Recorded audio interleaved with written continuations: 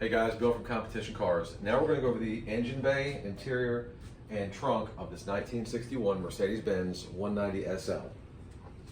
This is basically was a one owner for the last 61 years. It stayed with Miss Harriet, which is the original owner of the car, which again, she passed it to her nephew in 2017 or 18. He restored the car. She wanted to go for one final drive. That was part of the condition of willing the car to her nephew. So he restored it, and we got a picture of her actually sitting in the car going for a final ride.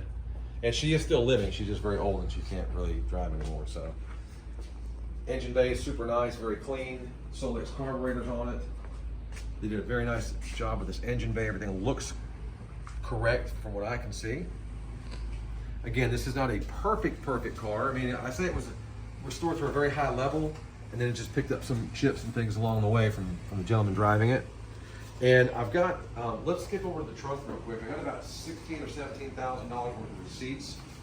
And this is not counting things these are the receipts that we had. There's a lot more work that was done to the car that we don't have the receipts for. Got the data card here from Mercedes, okay?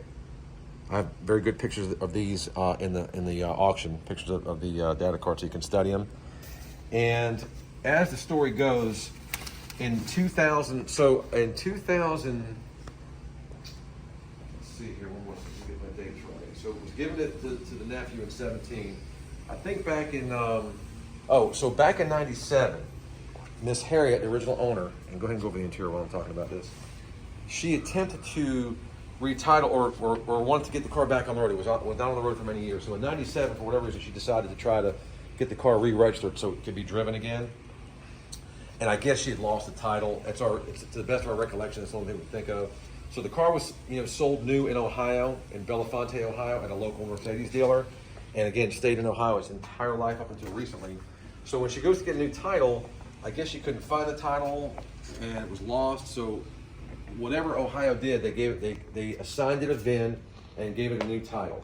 So all that matches. Like if you look at this VIN tag right here, which is, I guess that's correct, or appears to be correct. And listen, I know you guys. There's going to be a lot of experts on this car.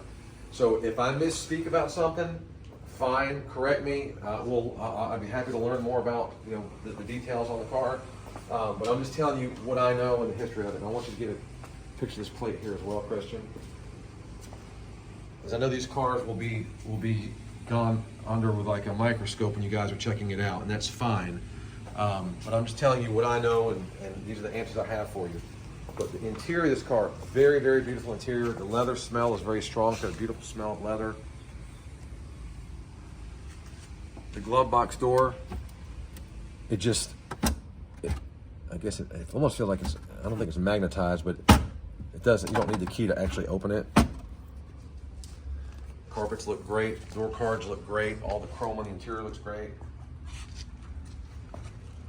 Now, one other thing I will disclose, the top. And again, some of you experts can tell me, we attempted to put this top on the car, but it looked to me like the soft top was in the way of allowing the hard top to fit right. So I don't know if the soft top has to come out. And if that's the case, I'm not gonna mess with it. We're gonna leave it alone. But the car comes just like you see it, with the boot, with the soft top, and there's your hard top. And it was a different color from the factory. It came that color. So it gives it a two-tone look. And we may have some pictures. I think the original pictures before it was restored shows the car with the top on it, with it being this gray color. And again, the top has been unrestored. It's just pretty much original. And again, that gives you a good indication of what this car was. Again, it wasn't some basket case that was rusted, that was dragged out of the woods. You kind of get a shot of the undercarriage. I mean, there's no rust on the car.